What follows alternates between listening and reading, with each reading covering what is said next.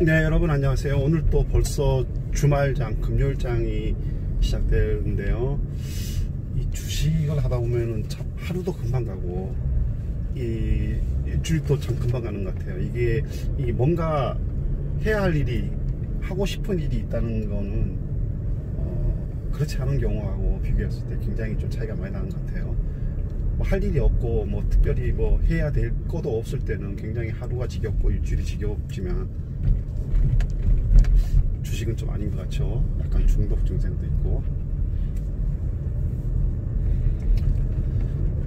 자, 그 미국장이 지금 계속 그 미국 이제 코로나로 인해서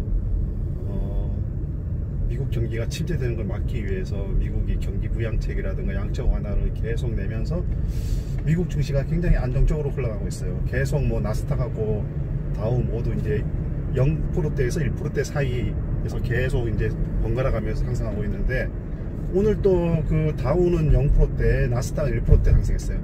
나스닥은 오늘 다시 이제 기술주가 급등했죠. 기술주가 상승해가지고 이제 그렇게 되면 우리나라도 뭐 최근 한 2, 3일 동안 우리나라 기술주가 좀 주춤하긴 했지만 한 2, 3일이 아니죠. 하루 이틀 정도 좀 주춤하긴 했지만 다시 또 이제 미국장에 그렇게 기술주가 다시 급등을 하는 이상은 우리나라 기술주도 이제 같이 따라 오를 가능성이 굉장히 높죠. 그래서 이제 미국 그 나스닥 기술주 급등으로 인해서 뭐 애플, 뭐 아마존, 뭐 또 이런 기술주들 있죠. 미국 그 나스닥 지수가 이제 11,000선을 돌파했다, 이제 이런 뉴스가 있고요. 그리고 최근 한 며칠 동안 급등했던 유가가 오늘은 좀 혼조세를 보였어요. 혼조세를 보이는 바람에 이제 그 유가 급등은 좀 마무리된 것 같고요. 유가 급등을 해서 이제 그 우리나라도 그렇고 글로벌 시장도 그렇고 관련주들이 좀 상승하는 흐름을 보였었죠. 우리나라가 뭐 미국하고 연동할 수밖에 없는 이유는 뭐 자명한 거고, 우리나라뿐만이 아니죠. 그 글로벌 시장 전체가 그렇죠. 미국이 시장 지배력 때문에 그런 거죠. 근데 이제 중국 영향력이 켜지면서 우리나라는 이제 중국 또 이제 중국 지수도 이제 무시할 수 없는 상황이고, 미국도 중국 증시를 무시할 수는 없을 거예요. 아마 중국 증시가 폭락하거나 이러면 이제 미국도 영향을 받을 수밖에 없겠죠.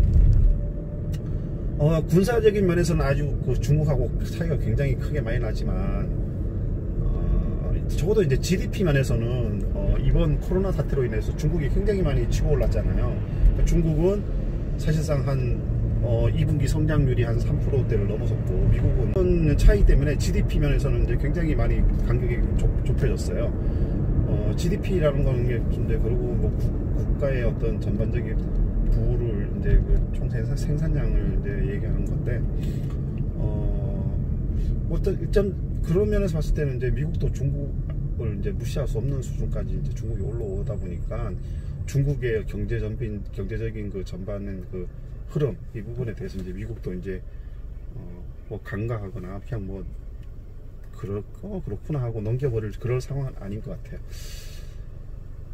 이제 미국이 두려워하는 부분도 간혹 그런 것이고, 이제 그 굉장히 빠르게 치고 올라오는 그 중국의 그 GDP, 또 이제 중국이 그 워낙 인구도 많잖아요. 미국이 한 4배? 3배에서 4배 그 사이 정도가 인구가 많은데,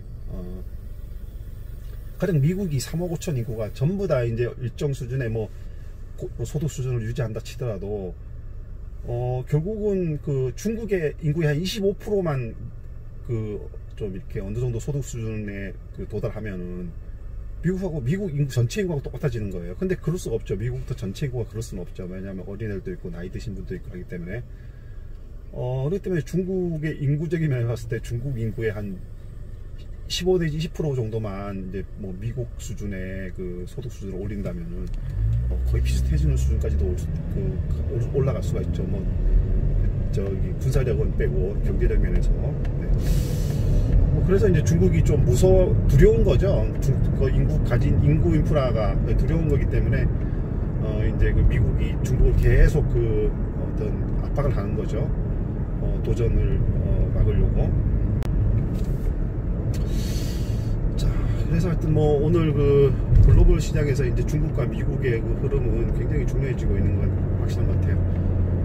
그러다 보니까 이제 우리도 이제 그 어차피 우리는 수출 국가니까 미국하고 중국의 흐름에 뭐 일희일비할 수밖에 없어요. 그렇기 때문에 이제 미국 증시를 새벽마다 이렇게 우리가 자는 동안에 미국 증시가 어떤 흐름을 보였나 하고 이제 궁금해하고 다들 그거를 이제 참고를 할 수밖에 없겠죠.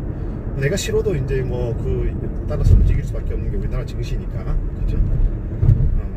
하여간 뭐 오늘 미국 정치가 그렇게 끝났으니까 여러분들도 거기에 맞춰가지고 실시간으로 잘 대응할 수 있기를 바라고, 뭐 지나고 나면은 중장기 투자가 맞아요. 맞는 경우가 답이 맞는 경우가 대부분 많지만 이제 그 증시 흐름에 대한 그 감각을 잃지 않기 위해서는 그 단타도 이제 돈 조금 다 들고 칠 필요가 있어요.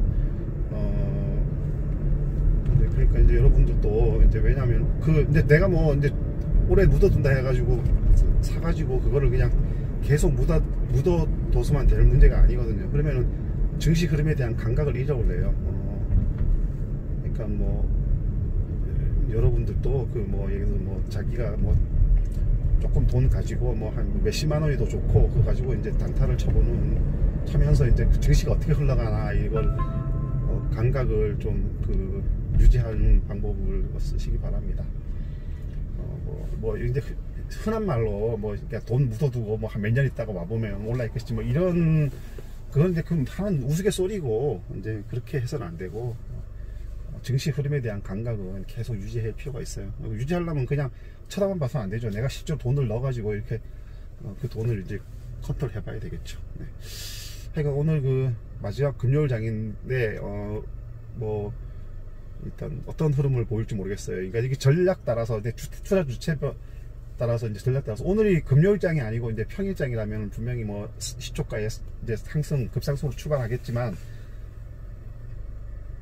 오늘이 금요일장이라는 걸 염두에 둔다면은 또 어떤 전략을 쓸지 모르겠어요. 주도 세력들이 뭐 오전에 그냥 떨어뜨리고 그냥 오후에 점점 이렇게 상승을 시킬지 아니면 뭐 오전에 갭상승했던 걸 전혀 떨어뜨릴지는 뭐 모르겠습니다. 그 주도 세력들의 움직임이 있으니까요.